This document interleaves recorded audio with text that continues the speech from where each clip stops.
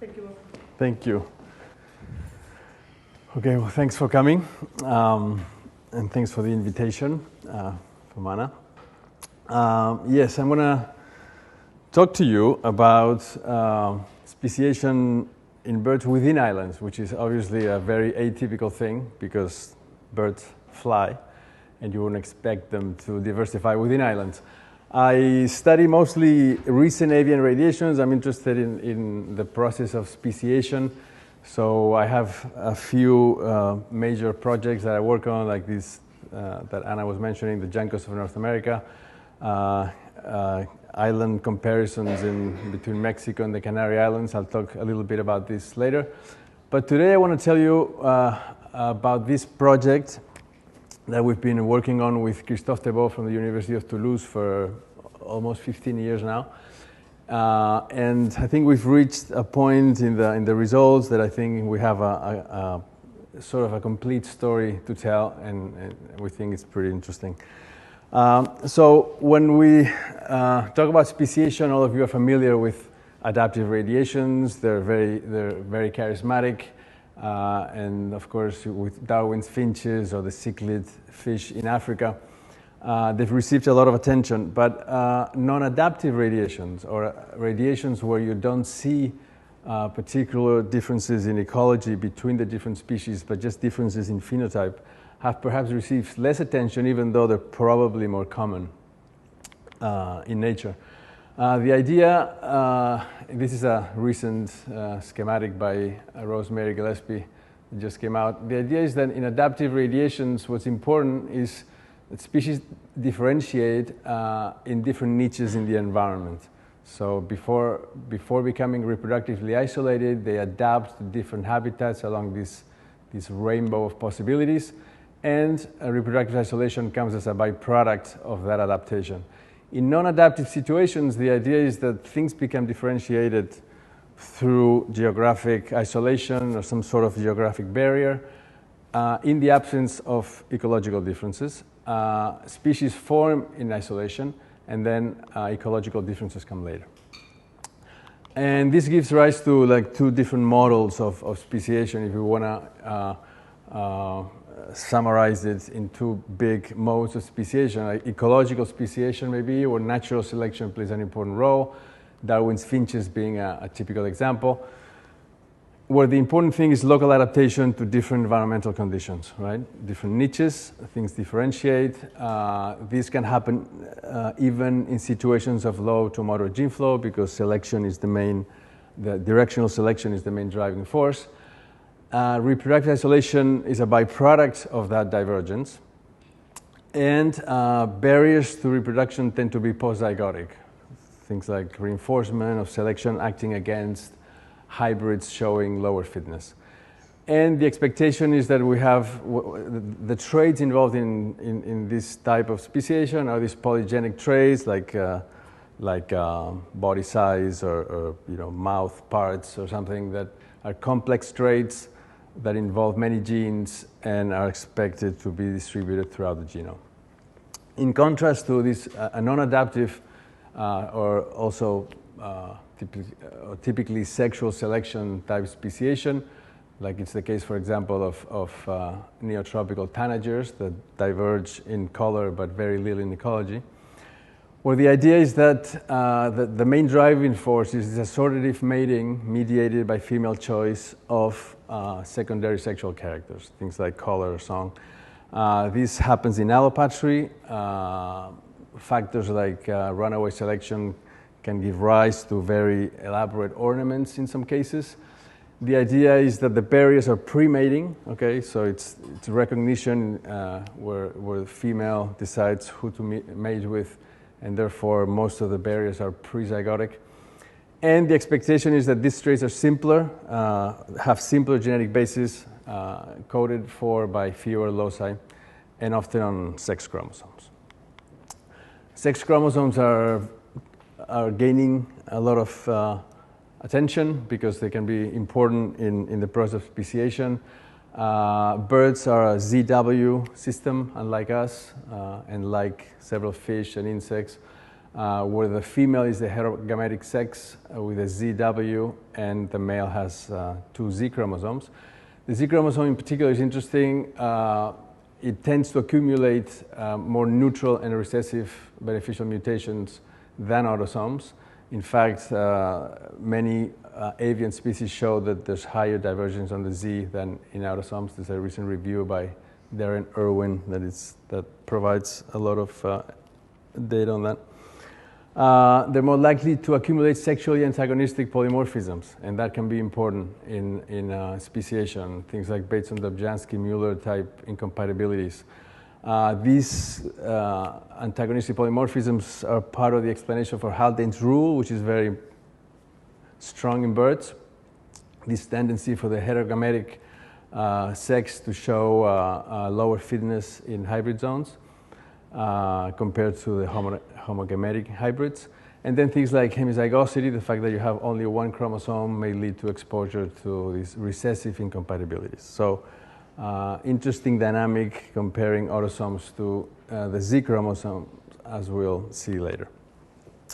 So what I'm going to talk to you about is speciation within islands. Between islands, it's well known to be an important factor. You have many islands, isolated populations. Speciation can happen following the mechanisms we talked about. Within islands, it's a trickier thing. Area, of course, is very important, isolation of the island, the age, the ecological complexity, but area is critical. And for example, Lossos and Schluter show that in Caribbean anoles, speciation rate remains at 0 if the island area is below 1,000 square kilometers, and you only have speciation when the island is big enough. This is because gene flow tends to homogenize any pattern of differentiation that might arise if the island is too small. A more recent review by Kaisel and Barclough, a meta-analysis using data from a bunch of groups, shows this very well. And in birds, you have this is probability of speciation with island size, and you can see the probability of speciation is 0 or very low under 10,000 square kilometers. But then in things that move less and disperse less, like lizards or snails, the probability can be high even when the islands are very small. So obviously, dispersal and gene flow are critical factors.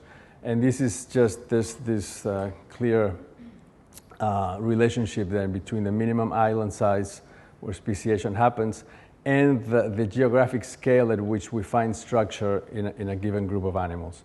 So animals with big home ranges, it takes bigger islands, bigger areas to differentiate. Snails and angiosperms much less. And birds are sort of in the middle there, but you need in the order of 100 or hundreds of kilometers to start getting structure, okay? Or so we thought. Because then you have groups that are acting very different from the rest. And this is the genus Zosterops. I know you've heard of them. They happen in this part of the world. It's a very rapid radiation, like within 2 million years, like 75 species. You see this very rapid radiation here. And almost half of them are single island endemics. So it's Jared Diamond called them the great speciators. And he talked about this, the great speciator paradox. It's like, how do you have these birds that are capable of colonizing very far away islands, but they don't keep going? Like once they reach the island, they form a species because they stay there. So what explains this great speciator paradox is the fact that there's a shift in dispersal. Once Zosterops reaches an island, dispersal goes down dramatically, and a new species forms over time. The Zosterops species we're working on is the Mascarene Zosterops. It used to be a single species in Mauritius and Reunion. These are the Mascarenes, which are like 800 kilometers away from Madagascar. And there's 2 pairs of species on Mauritius and Reunion, the gray white-eye and the olive white-eye. Now they're 2 different species in the 2 islands. These belong to an ancestral group of Zosterops. and they've given rise to these two populations on both islands. It's hard to know if they first colonized one island and then the other, or if both islands were colonized from mainland. Or right now, Grand Comore is the extant species more closely related. So pretty old taxa within this radiation. But the interesting thing is that when you look at these two islands, the first thing that's striking is that within Mauritius there's only one form, now called Zosterops mauritianus, whereas on Reunion there's 4 different plumage forms. Okay, these are very different looking islands, and we'll look at the differences later. This is an older, flatter island. This is very dynamic with 2 big volcanoes in the center. Not only that, but the forms on Reunion are geographically structured. Okay, so we have these different forms. There's this gray-headed form on the north and east part of the island, the brown form in the west and the highlands, where it shares this habitat with a gray form. And then in the south, there's this sort of gray-headed with a brown nape form. And surprisingly, when you travel around the island, you see that these forms are separated by these very flimsy barriers, like these riverbeds, usually dry. That's the ocean, and these are these open areas that the birds could cross if they wanted to, but they don't. So that suggests there's some sort of reproductive isolation that prevents this from mixing. And it's a mystery because it's happening at a very small spatial scale. Okay. The system was described by Frank Gill. Those of you that study birds would know him. He's a very well-known ornithologist, author of the main text in ornithology. And he described this for his thesis in the 60s. He actually described the distribution of the different forms, and things have changed quite a bit. We stay in touch with him. He's very interested in our results. And well, he had some hypotheses. He thought that everything, because of human intervention, everything was coming together and everything was going to fuse. But 50 years after he did his studies, everything is exactly in place. All these breaks and all the distribution of the forms. So we think it's pretty stable.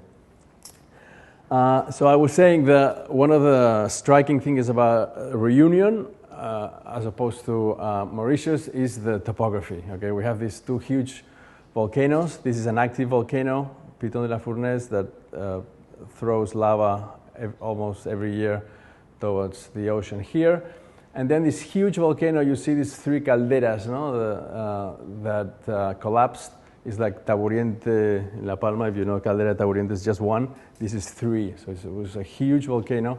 This is the tip that's left, like over 3,000 meters high. And that's created this very dramatic topology. Here we are, say, near Piton de la Fournaise, and this is the Piton de Neige volcano. So here you're basically seeing the entire island. So you get an idea of how small this is. This is the beach, and basically you can see the entire thing from certain places.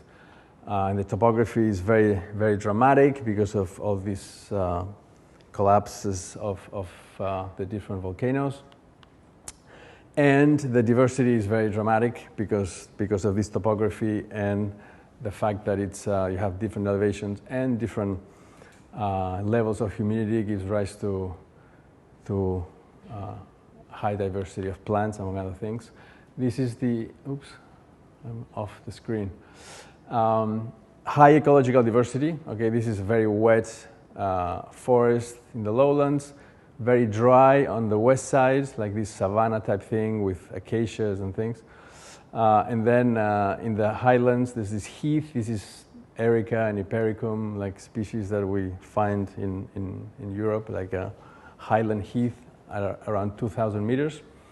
And this very dense forest in the highlands to very humid highland wet forest in the center and west. Just to give you a sense of what this looks like, this is the wet forest where the gray-headed browns is the the most typical there. Then on the west, we have this dry xeric type habitat with this brown form. And then in the highlands, we have the gray and the brown, and it's this typical heath. Put up the nets around here. We camp because there's nothing up there. And it's a very well-preserved area, lots of endemic species of plants. Is the part of the island that's best preserved. And we've been doing fieldwork for many years now, sampling all the different habitats and different parts of the island. We color band the individuals. I thought I had a color banded individual here. And we take morphological measurements and photographs, and we take blood and feather samples. This is Julie Brogi, those of you that know him. He was involved in the project several years ago. And so our goals have been over the years to understand how this pattern, this structuring came about, and to understand the relative importance of things like dispersal and gene flow, the role of geographic barriers, local adaptation, sexual selection, to explain this diversification. We started with what we had at the time in with mitochondrial DNA phylogeny. Mauritius and Reunion are clearly very divergent. We timed it at about 450,000 years ago, the most recent common ancestor. But in mitochondrial, there's no structure, nothing associated with the forms themselves, okay? As expected, it's a slowly mutating thing. We tried AFLPs, not used anymore, they're hellish, but they were much better than microsatellites at the time. You could get at least in the order of hundreds of loci. And we got the first idea of the structure, and we saw that in the lowlands there were very low FST values, very low differentiation across forms, and the high FSTs were between highlands and lowlands. That was the main pattern, and Mauritius, of course, very differentiated. And in terms of morphology, some interesting patterns showing an increase in body size with elevation. Mauritius and lowland species being smaller and highland species being higher, consistent with Bergman's rule and stuff. That was sort of the first approach. Then we started using microsatellites. That gave us a much better grasp of variation at smaller scales. And with Joris Bertin, he was doing his PhD in Toulouse. We started working on one of the gradients on the western side with this brown form, okay? That goes from the lowlands to the highlands. But it turns out that we found this steep gradient with a center at around 1,400 meters. This is just with 12 microsatellites, but so between the brown form in the lowlands and these brown and gray forms in the highlands. Then we saw that, the environment, of course, changes dramatically with the gradient. We go from 0 to 2,000 meters, and the birds are very common throughout. Body size increases with elevation as expected. But then plumage color, we were finding this break that coincides with the genetic break at around 1,400, 1,500 meters, suggesting that, okay, maybe what we thought was this brown form is actually two things, and the lowland brown is a different thing from the highland brown. That was the first clue that maybe it was more complex than we thought. In the lowlands, on the other hand, the situation was very different. There's the three forms, okay, the brown, the gray-headed brown, the brown, and the brown nape that have these sharp breaks at these contact zones. No clear genetic structure with these 12 microsatellites, and no relationship with environment. This is PC1 and PC2 of a bunch of environmental variables, like this is precipitation and stuff. But these black lines that correspond to the breaks between the morphs don't seem to have any relationship with habitat. So No relationship with habitat differences, mostly plumage differences. And plumage differences, on the other hand, being very sharp. Okay, you get to one of these rivers, and even though you would think that they would cross easily, obviously there's some sort of behavioral barrier, and you go from a gray head to a brown head, and it's very sharp. This is just like 4 kilometers, the center of this cline. So with the microsatellites, basically it was okay. The idea is that elevational gradients, there seems to be some sort of local adaptation to the different habitats. In the lowlands, we don't see anything related to ecology, mostly color, perhaps a simpler genetic basis to the traits involved in this diversification. And another part of the thesis of Joris Bertin was to confirm this extremely reduced dispersal. I mean, just these populations that are a few kilometers apart, like even less than 10 kilometers, we find FST value, well, GST and a geographic, these are the geographic distances between the points, and significant FST values and significant structure, which you would never find on the continent. So these things really have very restricted dispersal once they reach these oceanic islands, which is a critical part, we think, of this diversification story. And then recently, we just published it, it got accepted this year, but this data we've had for like 6 years. This was part of Jan Bourgeois' thesis. We were able to get an idea of variation across the island using genome-wide variation, okay, with the appearance of SNPs and next-generation sequencing. So this was a first approach where we had two samples per form in different controlling for distance, and then in the highlands we had 3. And we did GBS, typing by sequencing, which is similar to RAD-seq. So we were working with like 35,000 SNPs, which gives you a much higher resolution to look at structure. This is a PCA, this is Mauritius, and then the highlands and the lowlands clearly separated. With this data set, that was about it. We also used, though, this pool RAD-seq. So the idea back then, now it's cheaper, but because it wasn't cheaper, we did pools of 16 to 25 individuals per morph, which provided much better coverage of the genome, even if we lost the individual data. And that gave us over 1 million loci from autosomes and over 40,000 for the Z chromosome. So it was the first time that we started looking at the difference between those two parts of the genome. And there's really interesting things popping up. When we look at autosomal, this is an admixture analysis similar to structure. We have these co-ancestry coefficients. Each bird is a vertical bar, and the different colors represent the coefficient of co-ancestry when you divide the populations in a given number of genetic units or Ks. If we divide all of the variation in a K of 2, then Mauritius separates from the rest of from Reunion.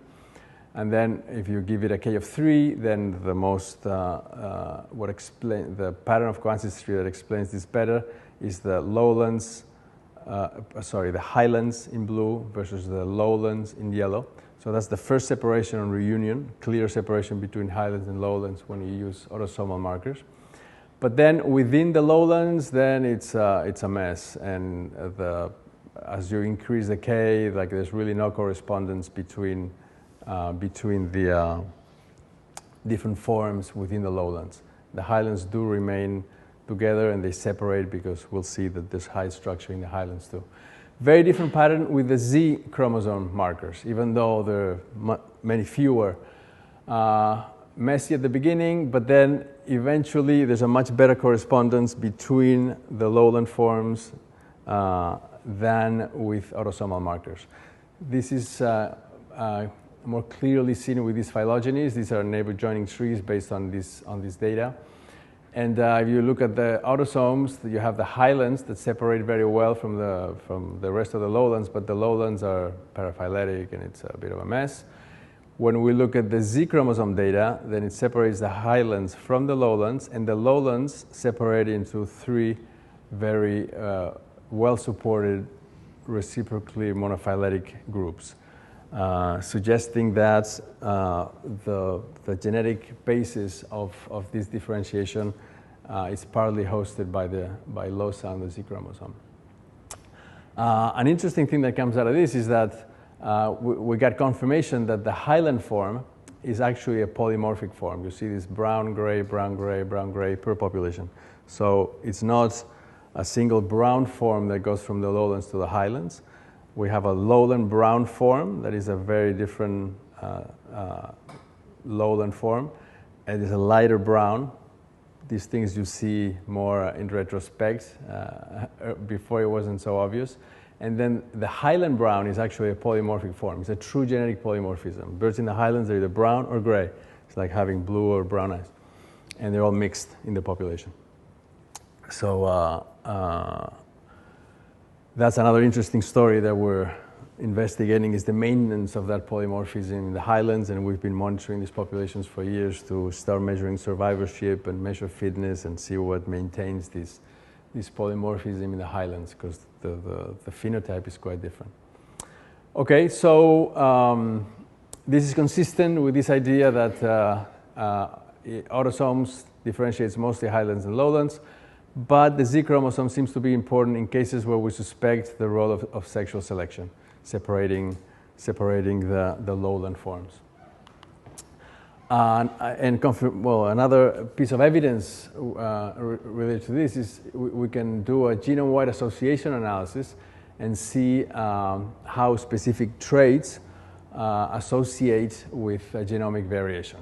So using BayPass, we can look at all the data and look at overall differentiation. You see there's this is it's like a p-value, it's a Bayesian p-value for FST differences across the genome in 10,000 BP windows. And you see all these peaks of divergence. These are regions of the genome that are supposed to be under selection, okay?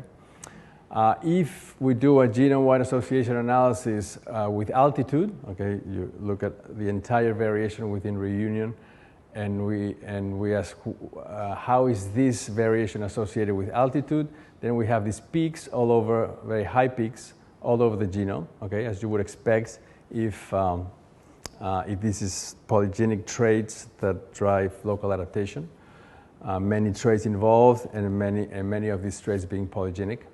Well, if we look at being Mauritian, then everything is saturated because the difference between Mauritius and reunion is very high, so most FSTs are very high. That's not very informative. But interestingly, when we look at an association with being lowland morph, okay, these are the 3 lowland morphs, the lowland brown, the gray-headed, and the brown-naped, and you see that most of the divergence is on the C chromosome, okay? That's what. And this red thing is actually a neo-sex chromosome. It's a piece of an autosome that is actually linked, has become a neo-sex chromosome. That's why it pops up here. It's part of the 4A chromosome. So again, a huge difference between what we find when we look at divergence between lowlands and highlands, and the loci responsible between responsible for the differentiation between the lowland forms being hosted by the Z chromosome. Notice that the Z chromosome is also important in the lowland highlands, and that could be related to these sharp breaks in plumage color that we see between highlands and lowlands. So it's not just local adaptation, probably also some pre-mating isolation involved. And then very recently, just this paper got accepted last week in Proceedings B. This is part of Maeva's thesis, Maeva Gabrieli. And we did a bigger sample size, more SNPs, a much higher number of localities. This is from I didn't put the localities, but it's 177 individuals from at least around 40 localities. And then we can actually build a better phylogeny and test this idea of the in situ diversification, okay? Because obviously when you have these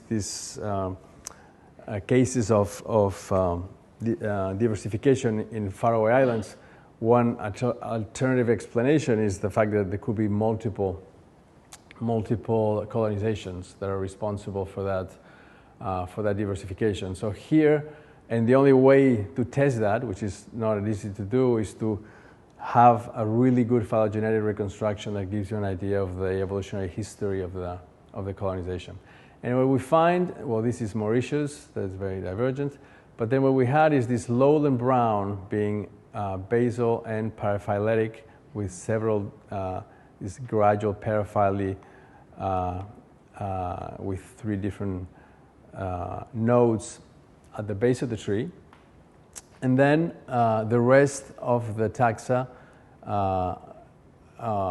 more derived, with the highlands nested within the lowlands, okay? That's this node, a single colonization of the highlands as the, following the initial colonization, there's this ecological opportunity in the highlands. These polymorphic forms colonize and gets formed, and then we have the two other lowland forms towards the south. So that's the idea, single colonization through the lowlands, and that's important. So there's evidence that it was not multiple colonizations, but just one, and then this expansion into the highland giving rise to this form. This is just a piece of the tree showing that the big clade for the highlands, and it's quite striking to see the level of structure even within the highlands, where, of course, the topology is very, very, very dramatic. And these 2 big clades correspond to the 2 volcanoes, okay, Piton de Neige and Piton de la Fournaise, like these 2 highland areas. But even within the Piton de la Fournaise, and we're talking here distances of 5 to 10 kilometers, there's 2 big blocks. Basically, anywhere you go, populations form these clades because dispersal is extremely, extremely limited. And we're also studying the social relationships between individuals to understand social interactions and group membership. We've been sampling these highlands regularly for 10 years now, and we've never recaptured a bird from another locality. All these little localities that you see here, never have we recaptured a banded bird even 5 kilometers away. So it's quite striking. And well, this with Maeva's analysis with more samples, these are the localities, about 41 localities.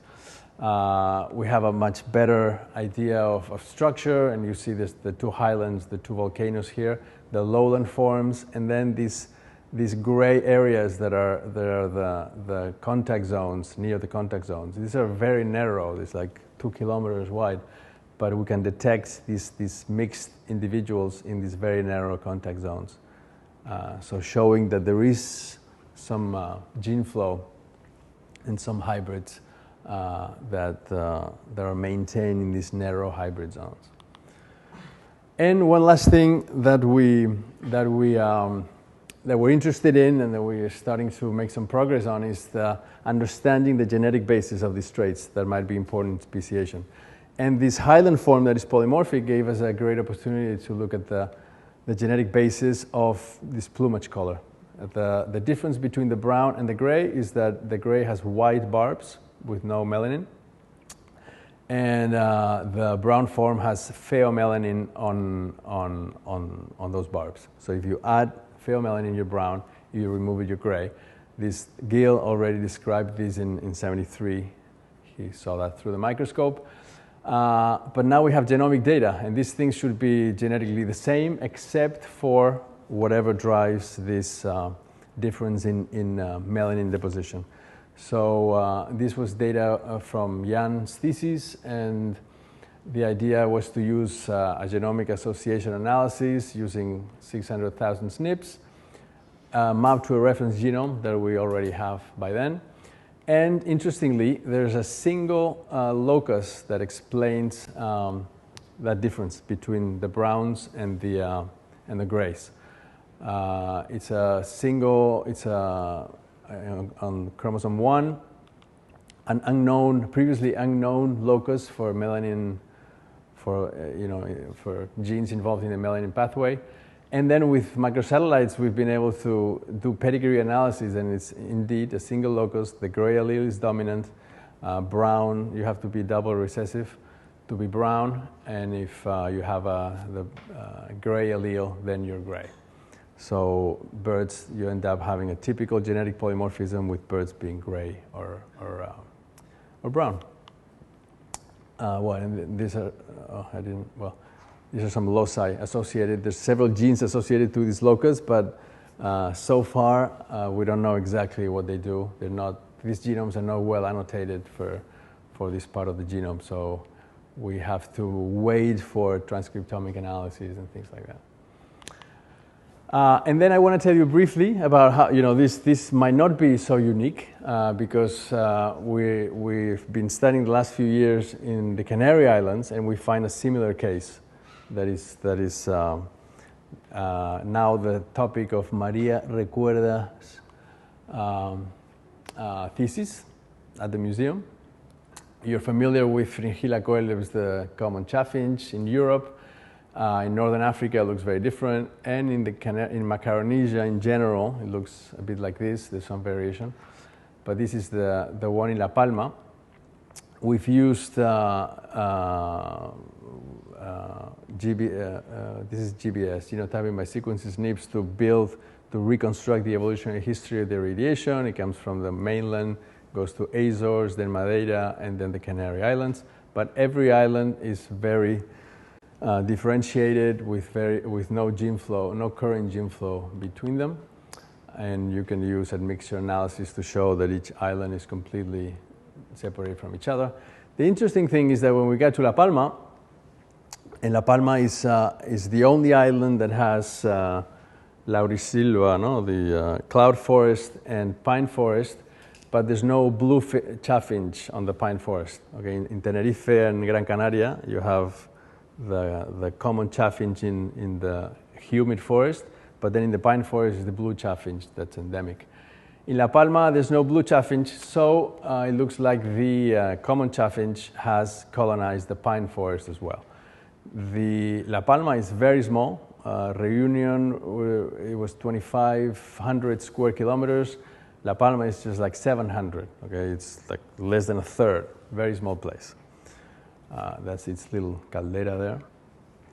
And so we did some sampling. It turns out, I noticed the difference in color right away in the field. That was pretty clear when you're in the field. But then taking measurements, there are actually morphological differences in bill size, in tarsus length, because they seem to forage more on the ground in the cloud forest, and bill depth, which should be related to diet.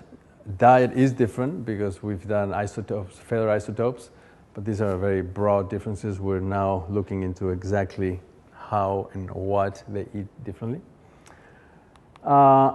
But strikingly, genetically, they were also different. Okay, this is the Iberian samples, long branches, meaning that they're very diverse and very different between them. In the island, much shorter branches, lower genetic diversity, but also structure associated with habitat within La Palma.